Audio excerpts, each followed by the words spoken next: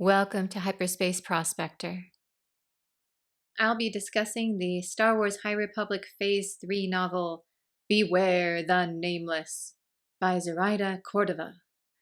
This started out as a fun romp that turned absolutely terrifying and like full-on horror film. The visual of Zenny sprinting through the abandoned outpost, clutching the egg, with the Nameless wounded but still hunting her, lightning flashing in the background. Oh my goodness. I was speechless. This is so good. But I'm getting ahead of myself. Our favorite younger Jedi have returned. Ram is his usual beloved self. Kildo, Tep Tep, and more are back. Mostly I was excited about Tep Tep at first, because she was a huge standout from the last book I read with this group. And she has officially decided what she wants to be when she grows up. A veterinarian pirate Jedi. Can't get cooler than that. If I could bring any High Republic Jedi into live action, it would be Tep Tep. The mission of this book was to find and capture some levelers for study. Tep Tep is very interesting with this because she has a connection to creatures, and her reaction to the Nameless was sensing that they wanted help. That yes, they're very dangerous, especially to Jedi, but they were in pain. I think that her kind of Jedi are going to be more effective with figuring out how to combat the levelers than all the scientists and the people like, oh, let's find a way to stop them with a weapon. I believe it's going to be connection and empathy and figuring out what the Nameless really need, like perhaps just a ride home, that's going to save the situation. There's also a growing number of people within the Order who are not okay with the involvement in the Nihil conflict. They're looking at the Jedi becoming warriors and fighting alongside the Republic troops is not a good thing. And they're saying, no, no, no, no. We are a peaceful order. And yes, we can help people and we can do a lot of good without swinging our lightsaber around. That should be a last resort. Obviously, right now, the let's fight alongside the Republic troops group is winning. I think this is fascinating because the fact that this faction is coming to the top of the Order explains the Clone Wars.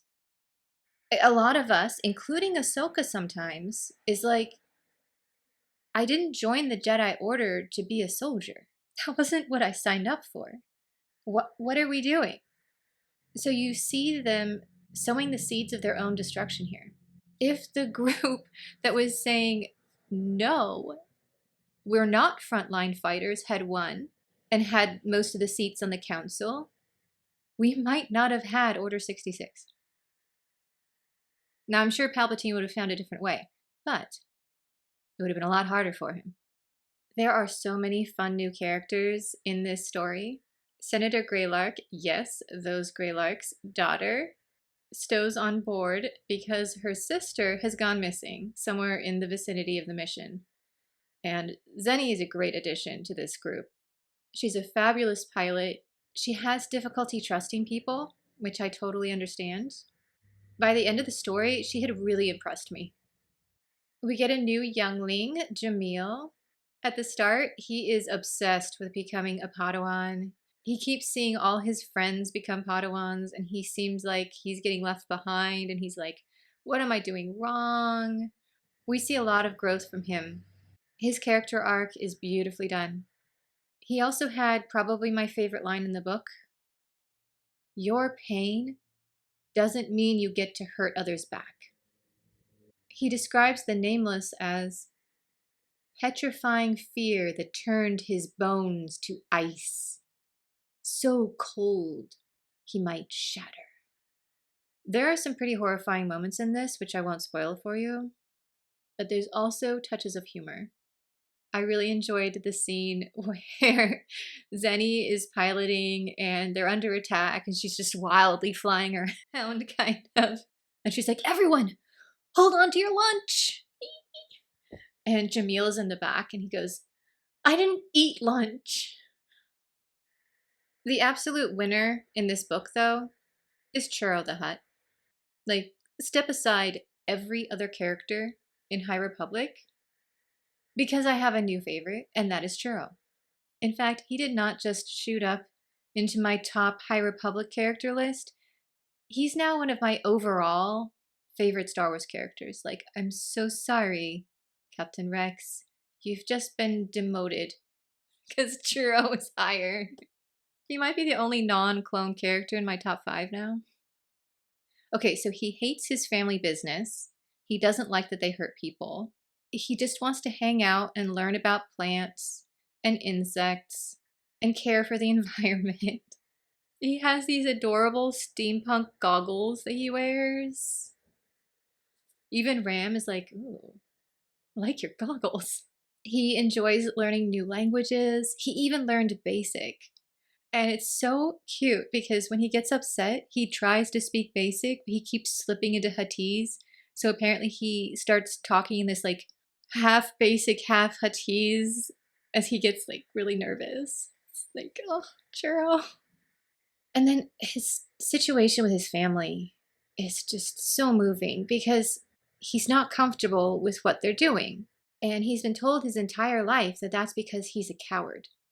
But it's not. It's because he's compassionate. And he gets into this situation and he is so brave. And he realizes he's not a coward. He's just different than the rest of his family because he cares about people.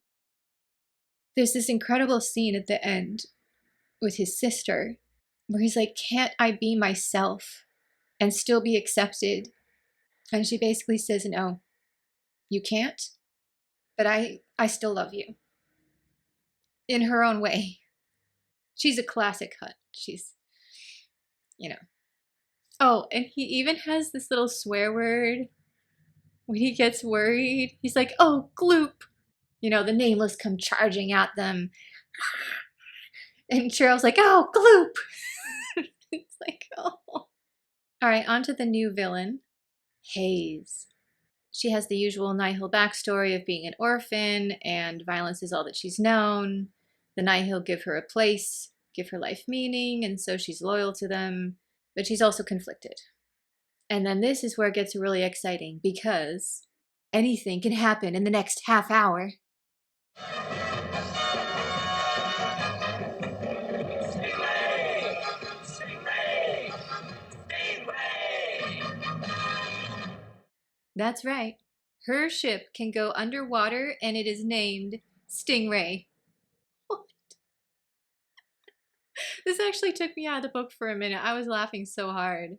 And then her character is very similar to Marina, like in the actual characteristics of her also being able to go underwater and needing to be near water and hating the land. So for probably 3 more chapters after this was introduced, I was trying to read the book and also going, Stingray, Stingray, do-do-do-do-do-do, Stingray, Stingray, do-do-do-do-do-do. All right, so if she's evil, Troy Tempest, Nihil Marauder, and then, I don't know, Phones, we can make him a Sith Lord. Keep Stingray just out of range. What'll you be doing? The final part of this book, though, was just absolutely amazing. Total Hound of the Baskerville vibes. Gothic horror. Oh, I loved it. And even though Ram is not in the book as much as I would like, when he is, I love him. Like, he has started calling them my kids.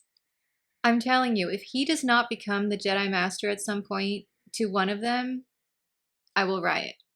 Please. Keep advancing Ram so that he can take on one of these wonderful younglings as his Padawan. Oh, I would love it if it was Ram and Tep Tep. He also had some really interesting insights into the Nihil, because Martian has been off doing his evil scientist shenanigans and hasn't really been in a leadership role.